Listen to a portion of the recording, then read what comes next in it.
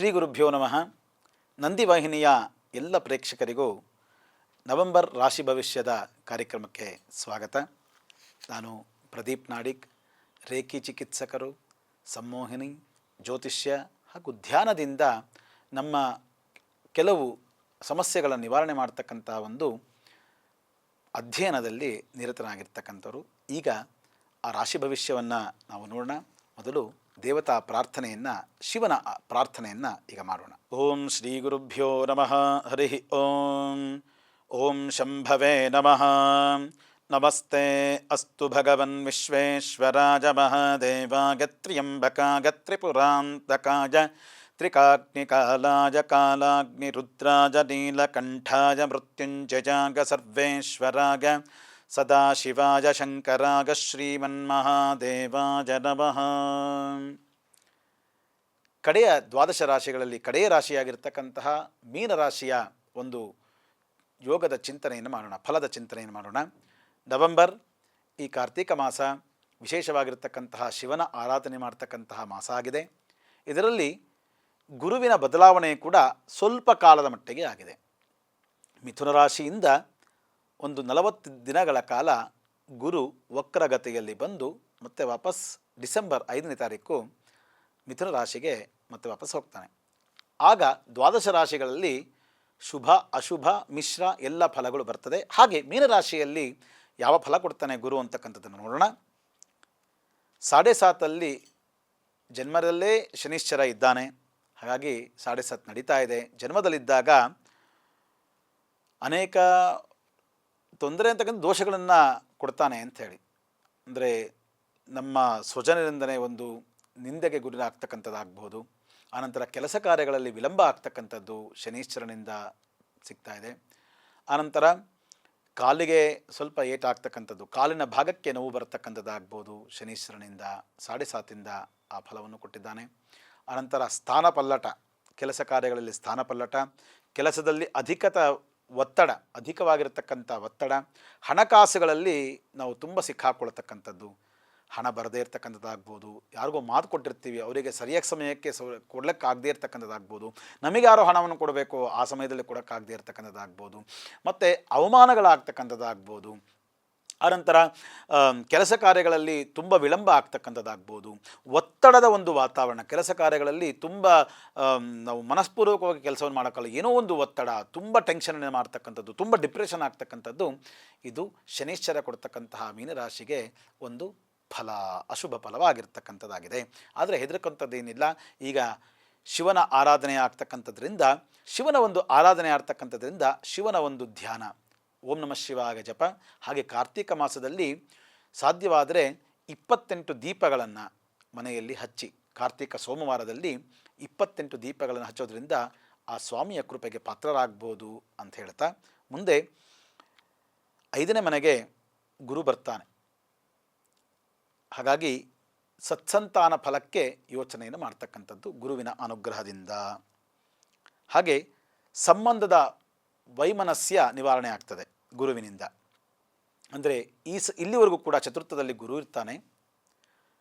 ಆ ಪಂಚಮಕ್ಕೆ ಬಂದಾಗ ಸಂತಾನ ಫಲವನ್ನು ಕೊಡ್ತಕ್ಕಂಥ ಒಂದು ಭಾಗ್ಯವನ್ನು ಕೊಡ್ತಾನೆ. ಅಂದರೆ ಯಾರು ಸಂತಾನ ಅಪೇಕ್ಷೆಗಳಾಗಿರ್ತಾರೋ ಈಗ ಆ ಸಂತಾನವನ್ನು ಪಡೀಲಿಕ್ಕೆ ಯೋಚನೆಯನ್ನು ಮಾಡಬಹುದು. ಈಗ ಒಂದು ಸುಸಂದರ್ಭ ಅಂಥೇಳಿ. ಹಾಗೆ ಸಂಬಂಧದ ವೈಮನಸ್ಯಗಳು ದೂರವಾಗ್ತದೆ. ಮತ್ತು ಮಕ್ಕಳಿಂದ ವಿಶೇಷವಾಗಿರ್ತಕ್ಕಂಥ ಆನುಕೂಲ್ಯತೆ ಮೀನರಾಶಿಯವರಿಗೆ ಗುರುವಿನ ಒಂದು ಗೋಚಾರ ಫಲದಿಂದ ಸಿಗ್ತಾ ಇದೆ. ಆಮೇಲೆ ನೀವು ಹೇಳ್ತಕ್ಕಂಥ ಮಾತುಗಳನ್ನು ಮಕ್ಕಳು ಕೇಳುವಂಥದ್ದು, ಅವೆಲ್ಲ ಆ ಗುರುವಿನ ಅನುಗ್ರಹ ಸಿಗ್ತಾ ಇದೆ. ಆದರೆ ಮನೆಯಲ್ಲಿ ಸ್ವಲ್ಪ ಮನಃಕ್ಲೇಶ ಇರ್ತದೆ. ಆನಂತರ ದೇಹಾಲಸ್ಯ, ತುಂಬ ಆಲಸ್ಯ ಆಗ್ತಕ್ಕಂಥದ್ದು, ಸುಮ್ಮನೆ ಒಂದು ರೀತಿಯ ಸುಸ್ತಾಗ್ತಕ್ಕಂಥದ್ದಾಗ್ಬೋದು. ಆಮೇಲೆ ಯಾವುದೇ ಕೆಲಸದಲ್ಲೂ ಸ್ವಲ್ಪ ನಮಗೆ ಮನಃಪೂರ್ವಕವಾಗಿ ಮಾಡ್ತಕ್ಕಂಥ ಒಂದು ಮನಸ್ಸು ಬರೋದಿಲ್ಲ. ಕೆಲಸ ಮುಂದೆ ಹಾಕೋದು, ಅಯ್ಯೋ ಈಗ ಮಾಡೋಣ, ನಾಳೆ ಮಾಡೋಣ, ಇನ್ನೇನು ಆ ಸಮಯಕ್ಕೆ ಬರ್ತಾ ಇದೆ ಅಂದಾಗ ಆವಾಗ ನಾವು ಅದಕ್ಕೆ ಸಿದ್ಧರಾಗಕ್ಕೆ ಕೂತ್ಕೊಳ್ಳೋದು, ಎಲ್ಲ ದಡಬಡ ಮಾಡ್ಕೊಳ್ಳುವಂಥದ್ದು. ಆ ರೀತಿಯಾಗಿ ಫಲವನ್ನು ಕೊಡ್ತಾನೆ. ಆ ರೀತಿಯಾಗಿ ಶಿವನ ಆರಾಧನೆ ಮಾಡೋದ್ರಿಂದ ಒಳ್ಳೆಯ ಅನುಕೂಲ ಆಗ್ತದೆ. ಅನಂತರ ನಂಬಿಕೆ ದ್ರೋಹ ಆಗುತ್ತೆ, ಸ್ವಲ್ಪ ಎಚ್ಚರಿಕೆಯಿಂದ ಇರಬೇಕು. ಆಮೇಲೆ ಕಾಲಿಗೆ ಸ್ವಲ್ಪ ಏಟಾಗುವಂಥದ್ದು, ಕಾಲು ಉಳುಕುವಂಥದ್ದಾಗ್ಬೋದು, ಆ ರೀತಿ ಫಲವನ್ನು ಕೊಡ್ತಾನೆ. ಮತ್ತು ಹೆಸರು ಹಾಳಾಗುವಂಥದ್ದು, ಹೆಸರು ನಾವು ಏನೋ ಒಂದು ನಮ್ಮ ಸಮಾಜದಲ್ಲಿ ಹೆಸರು ಮಾಡ್ಕೊಂಡಿರ್ತೀವಿ, ಅದಕ್ಕೆ ಕಪ್ಪು ಚುಕ್ಕೆ ಬರುವಂಥದ್ದಾಗ್ಬೋದು, ನಿಂದನೆಗಳು ಬರುವಂಥದ್ದು. ಮತ್ತು ಈ ಉದ್ಯೋಗದಲ್ಲಿ ಸ್ವಲ್ಪ ಏರುಪೇರು, ಒಂದು ಸ್ಥಿತವಾಗಿರ್ತಕ್ಕಂಥ ಉದ್ಯೋಗ ಇರೋದಿಲ್ಲ, ಅಲ್ಲಿ ಮಾಡ್ತೀವಿ ಇನ್ನೊಂದು ಕಡೆ ಮಾಡ್ತೀವಿ ಅಂತಕ್ಕಂಥದ್ದಾಗ್ಬೋದು, ಅಲ್ಲೂ ಸರಿಯಾಗೋದಿಲ್ಲ ಇನ್ನೊಂದು ಕಡೆನೂ ಸರಿಯಾಗೋದಿಲ್ಲ, ಮತ್ತು ನಾವು ಉದ್ಯೋಗದಲ್ಲಿ ಡಿಪ್ರೆಷನ್ ಆಗ್ತೀವಿ. ಮತ್ತು ನಮ್ಮ ಅಧಿಕ ಪ್ರಸಂಗದಿಂದ ನಾವು ಮಾತಾಡುವ ಸ್ಥಿತಿಯಲ್ಲಿ ಓವರ್ ಇನ್ವಾಲ್ವ್ಮೆಂಟ್ ಅಂತ ಹೇಳ್ತೀವಲ್ಲ, ಹಾಗೆ ನಮಗೆ ಗೊತ್ತಿದೆ ಅಂತ ಹೇಳಿ ಎಲ್ಲವನ್ನು ಹೇಳೋಕ್ಕಂಥದ್ರಿಂದ ಅದು ಕೂಡ ನಮಗೆ ಮೈನಸ್ ಪಾಯಿಂಟ್ ಆಗುತ್ತೆ. ಮೀನರಾಶಿಯವರು ಸ್ವಲ್ಪ ಎಚ್ಚರಿಕೆಯಿಂದ ಇರಬೇಕು. ಯಾವುದೇ ಕೆಲಸ ಗೊತ್ತಿದ್ದರೂ ಕೂಡ ಅದನ್ನು ಪರಿಪೂರ್ಣವಾಗಿ ಅವರೇ ಹೇಳಿದ ಮೇಲೆ ನಾವು ಕೆಲಸವನ್ನು ಮಾಡಲಿಕ್ಕೆ ಹೋಗಬೇಕು.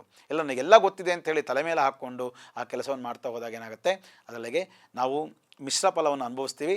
ಹಾಗಾಗಿ ಇನ್ನೊಂದೇನಾಗುತ್ತೆ ಅಂತ ಹೇಳಿದ್ರೆ, ನಾವು ಆ ರೀತಿಯಾಗಿ ಕೆಲಸವನ್ನು ಮಾಡೋಕ್ಕೆ ಹೋದಾಗಲೂ ಕೂಡ ಬೇರೆಯವರಿಂದ ನಾವು ಅದರಿಂದ ದೂರವಾಗ್ತಾ ಹೋಗ್ತೀವಿ. ಆ ರೀತಿಯಾಗಿ ಮಿಶ್ರ ಫಲ ಇದೆ. ಆನಂತರ ಮಿಸ್ಅಂಡರ್ಸ್ಟ್ಯಾಂಡಿಂಗ್ ಆಗ್ತಕ್ಕಂಥದ್ದು, ಕಮ್ಯುನಿಕೇಷನ್ ಗ್ಯಾಪ್ ಆಗೋದು, ಮಿಸ್ಅಂಡರ್ಸ್ಟ್ಯಾಂಡಿಂಗ್ ಆಗ್ತಕ್ಕಂಥದ್ದು ಮೀನರಾಶಿಯವರಿಗೆ ಇದಾಗ್ತದೆ. ಮತ್ತು ಸ್ವಲ್ಪ ಅಪವಾದ ಆಗ್ತಕ್ಕಂಥದ್ದು, ಅಪವಾದದ ಒಂದು ಸ್ಥಿತಿ ಬರ್ತದೆ. ಅನಂತರ ಸ್ಥಾನಪಲ್ಲಟ, ಕೆಲಸದಲ್ಲಿ ಸ್ಥಾನಪಲ್ಲಟ ಆಗ್ತಕ್ಕಂಥದ್ದು. ಮತ್ತು ಬೇರೆಯವರ ಬಗ್ಗೆ ಮಾತಾಡಬೇಕಾದ್ರೆ ಬಹಳ ಎಚ್ಚರಿಕೆಯಿಂದ ಮಾತಾಡಬೇಕು. ನಾವು ಇನ್ನೊಬ್ಬರ ಬಗ್ಗೆ ಮಾತಾಡ್ತಿದ್ದೀವಿ ಅಂತ ಹೇಳಿದ್ರೆ ಒಳ್ಳೆಯ ರೀತಿಯಲ್ಲಿ ಮಾತಾಡುವಂಥದ್ದು ನಾವು ಬೆಳೆಸ್ಕೋಬೇಕಾಗತ್ತೆ. ಮೀನರಾಶಿಯವರು ಏನಾದ್ರು ಬೇರೆ ರೀತಿಯಲ್ಲಿ ಮಾತಾಡಿದಾಗ ಅದು ಇನ್ನೊಬ್ಬರಿಗೆ ಕೇಳಿ ಅದೇ ಅಪಾರ್ಥವಾಗ್ತಕ್ಕಂಥದ್ದು, ಇವೆಲ್ಲ ಈ ಮೀನರಾಶಿಯವರಿಗಿದೆ. ಹಾಗೆ ಬುಧನ ಒಂದು ಅನುಗ್ರಹ ಇಲ್ಲ, ಅವರಿಗೆ ಅಭಿವೃದ್ಧಿ ಇರೋದಿಲ್ಲ. ಆದರೆ ವಿವಾಹದಲ್ಲಿ ಒಂದು ಯೋಚನೆಯನ್ನು ಮಾಡಬಹುದು, ವಿವಾಹದ ಸಿದ್ಧತೆಯನ್ನು ಈಗ ಮಾಡಿಕೊಳ್ಬಹುದು, ಅದಕ್ಕೆ ಅನುಕೂಲ ಇದೆ. 16 ನಂತರ ರವಿ ಸ್ಥಾನಪಲ್ಲಟ ಮಾಡಿದಾಗ ರವಿಯ ಅನುಗ್ರಹವಾಗ್ತದೆ. ಆದರೂ ಕೂಡ ಮುಖದ ಒಂದು ಭಾಗದಲ್ಲಿ ಮೀನರಾಶಿಯವರಿಗೆ ಸ್ವಲ್ಪ ಆರೋಗ್ಯದಲ್ಲಿ ಏರುಪೇರಾಗ್ತಕ್ಕಂಥದ್ದಾಗ್ಬೋದು, ಕಣ್ಣಿನ ವಿಷಯ ಆಗುವಂತಕ್ಕಂಥದ್ದು, ಅಥವಾ ಕಿವಿ ಇತ್ಯಾದಿಗಳಲ್ಲಿ ಶೀತದ ಪ್ರಭಾವ ಹೆಚ್ಚಾಗ್ತಕ್ಕಂಥದ್ದು, ಇವೆಲ್ಲ ಸ್ವಲ್ಪ ತೊಂದರೆ ಉಂಟು ಮಾಡ್ತಕ್ಕಂಥ ಒಂದು ಫಲ ಇದೆ.